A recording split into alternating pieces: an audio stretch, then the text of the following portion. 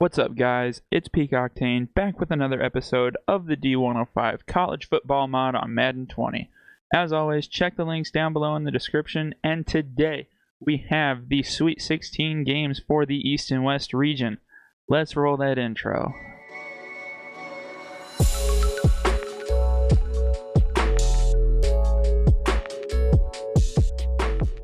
With our first game of the day, we have Clemson and Alabama Park Gazillion, because these two always seem to meet in the college football playoffs.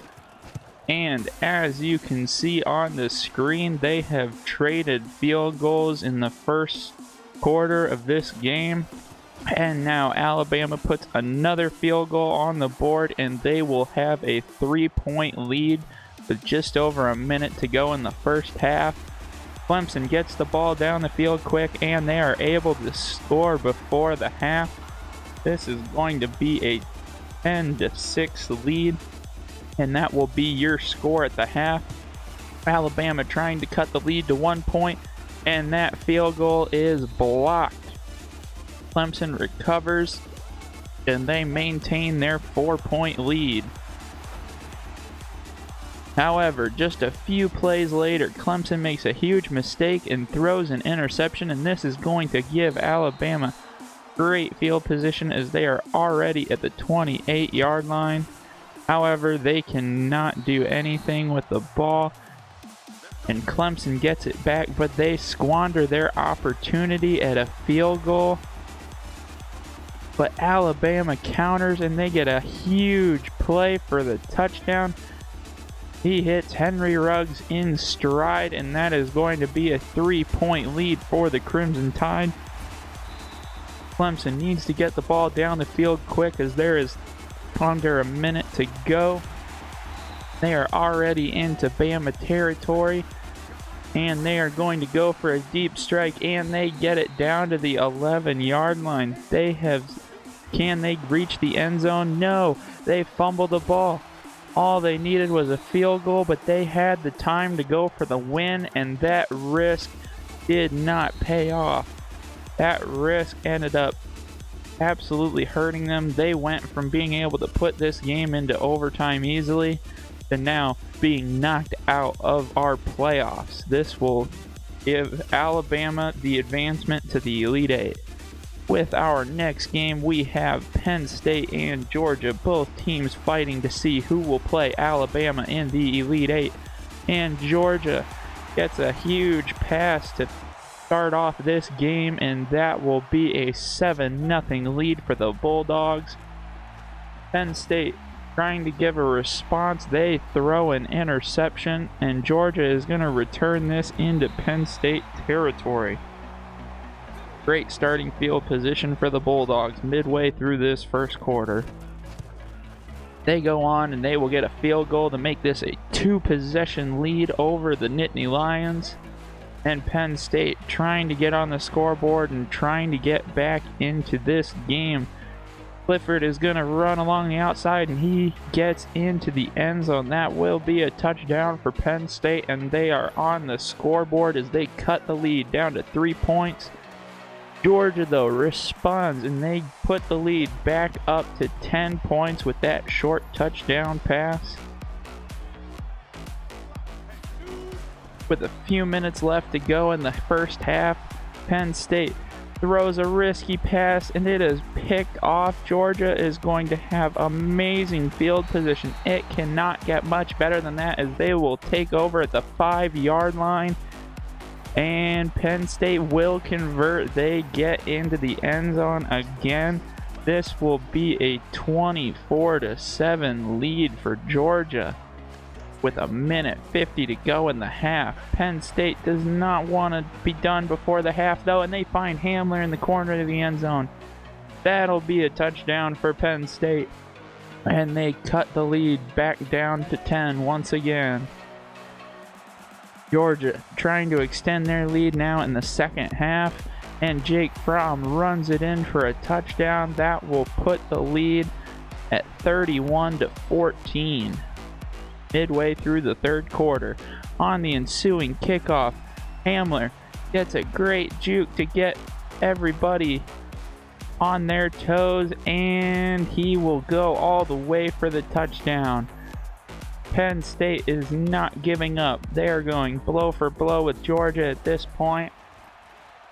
Georgia trying to extend their lead once again. They get too greedy, and that is going to be picked off in the end zone.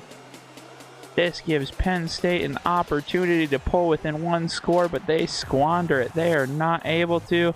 Georgia has the ball back, but they throw an interception.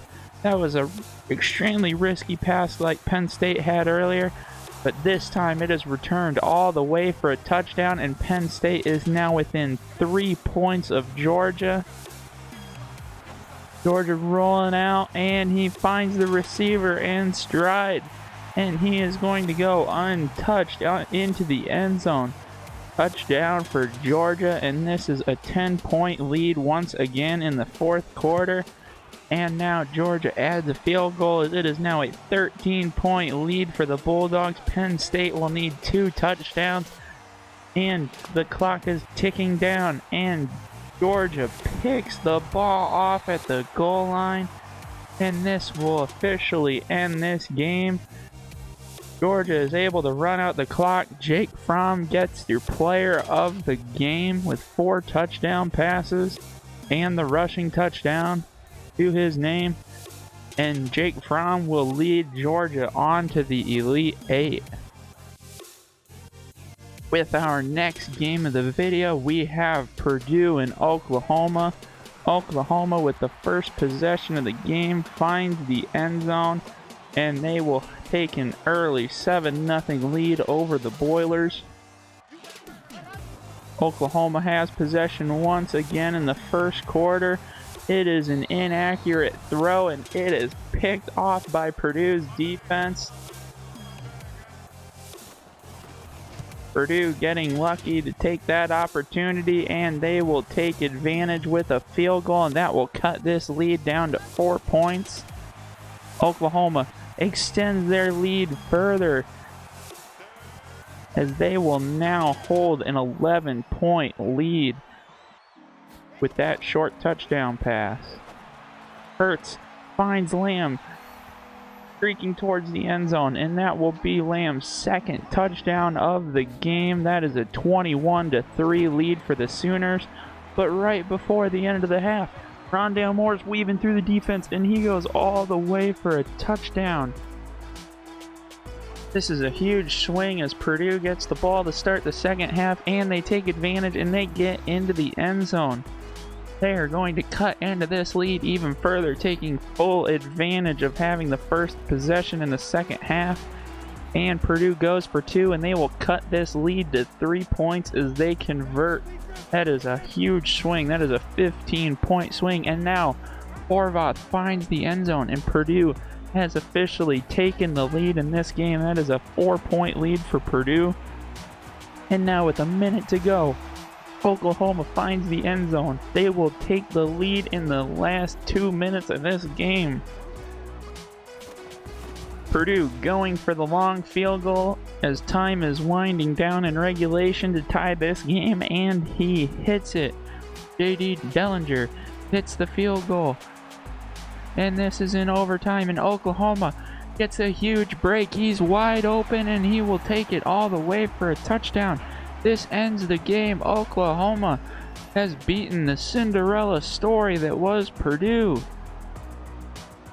Oklahoma getting a huge play, stepping up when it matters most.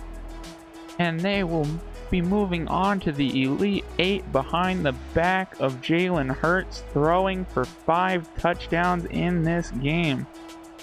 This was an absolute back and forth game the entire second half. And then Oklahoma finally getting the job done in overtime. Congratulations to the Sooners. With our last game of the day, we have Utah and Oregon. Utah gets the opening kickoff, and they are going to have a great return. He finds some open field. He is running down the sideline. He will be chased down short of the goal line, but that is tremendous field position for Utah to start out this game.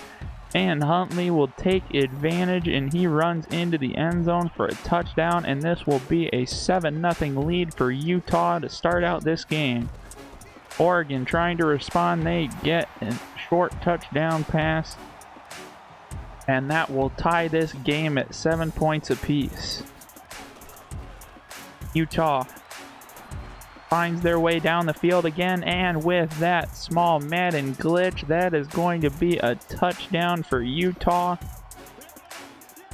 It is what it is. Madden isn't perfect, but they need to fix Madden franchise, you know. But nonetheless, Oregon responds, and they add a field goal to their tally, as that will make this a 4-point lead for Utah.